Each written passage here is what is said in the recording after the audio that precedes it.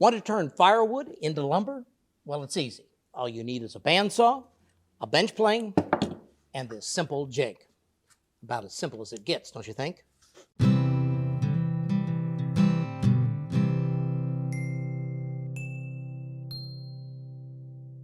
Most home workshop bandsaws have a 6-inch or 15-centimeter capacity. Now, you might not think that's much if you're turning a log into lumber, but you can actually cut a log that's 130% bigger than your capacity if you're willing to do a little hand planing. The first step in bandsaw lumbering is to cut a flat surface on one side of the log, and that's where most folks think that they need a bandsaw with a big capacity. Well, you don't. Not if you're willing to plane that surface by hand. Decide whether you want to remove the bark or keep it on. Now, we're going to remove the bark from this particular log because with the bark on, it's just too big for our bandsaw. Once the bark is off, it's time to plane. It takes less time than you think. When the log is green, that is when it's freshly cut and the moisture content is high, the wood cuts like butter.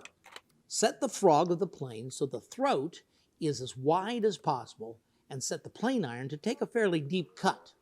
How deep will depend on you and the condition of your plane. You want the cuts to be easy. There's a lot of passes to make and you don't want to wear yourself out. How do you plane this surface perfectly flat? Not a problem. You need what are called winding sticks. 2 slender, straight pieces of wood, preferably of different species, so you have 2 different colors. After you have been planing for a bit and have what you think is a flat surface, set the sticks at either end of the log, across the grain. Then sight across them, from one end of the log to the other. If there is a twist in the surface that you are hand planing, the sticks will show you where you need to remove more wood and make the surface flat. You can also use the winding sticks as straight edges to check that the plane surface is flat along the grain. How much wood do you need to remove? Somewhere between 10% and 15% of the diameter of the log. Now, obviously, I could have removed this much stock with something other than a hand plane. I could have used a router, a bow saw, or even a chainsaw, but I happen to like hand planing. Now, I've cut away about 1 inch or 2.5 centimeters from a log that was about 8 inches or 20 centimeters in diameter. This has created a nice, flat, wide surface, about as wide as the throat capacity on my bandsaw. And to this, I'm going to attach this quote-unquote jig with a couple of short screws.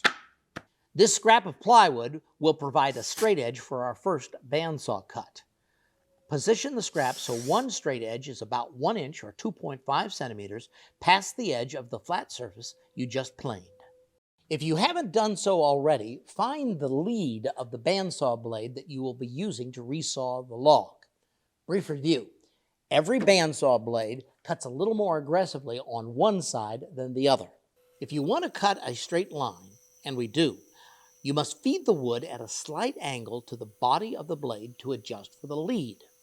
Cut a straight line in a thick scrap long enough to find that lead, then mark the lead angle on your bandsaw table. When you attach the fence, which I'm going to do right now, this fence must be parallel to that lead line. I'm going to use this 3/4 inch, that's 19 millimeters, thick board as a fence. A higher fence might interfere with the round side of the log. Position this fence so it's about 1 inch or 2.5 centimeters from the blade, as well as parallel to the lead line. Then make your first cut, guiding the straight edge of the plywood along the fence. This will create a right angle in the log. If the log is still too tall to fit through the bandsaw throat, reattach the jig to the flat surface you just cut and make a second pass, squaring 3 sides of the log. 2 things. First of all, for your jig, use as thin a piece of plywood as you have. You don't want to raise the log too high. Second, if you do raise the log and it happens to hit the blade guide, stop, back out of the cut, and plane it down either with a draw knife or a hand plane. From here on out, this is nothing more than a resawing operation. So let's remove the plywood And then we'll resaw this to any thickness that we want. But I recommend that you don't go below 1 inch. It dries out too fast if it's thinner than that.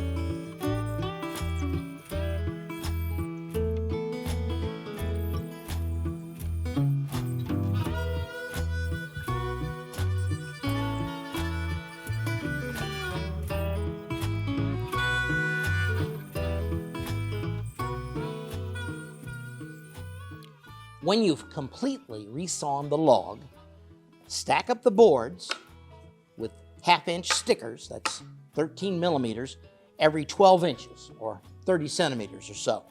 This will allow the boards to air dry.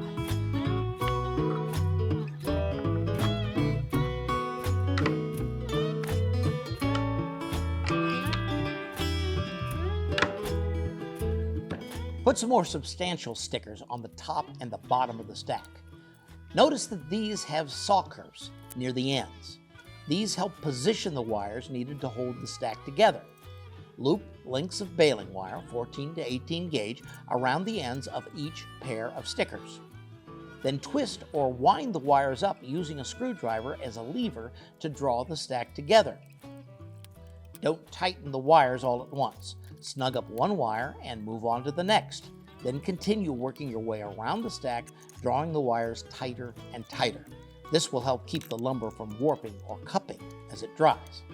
And by the way, this warping and cupping is another reason that you don't want to cut the boards too thin. You may need some extra stock down the road to joint and plane these boards flat and true.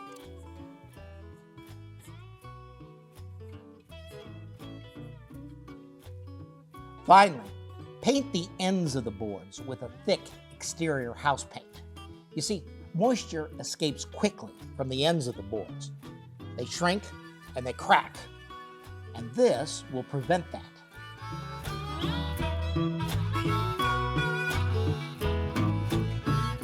When the paint has cured, set the boards to dry in an unheated space.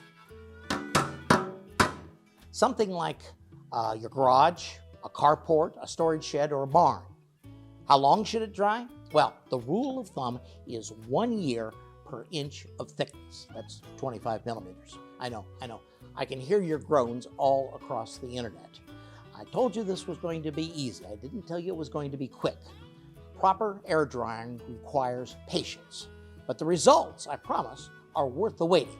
I tell you what, come back in a year and we'll make something with this wood that will prove it to you.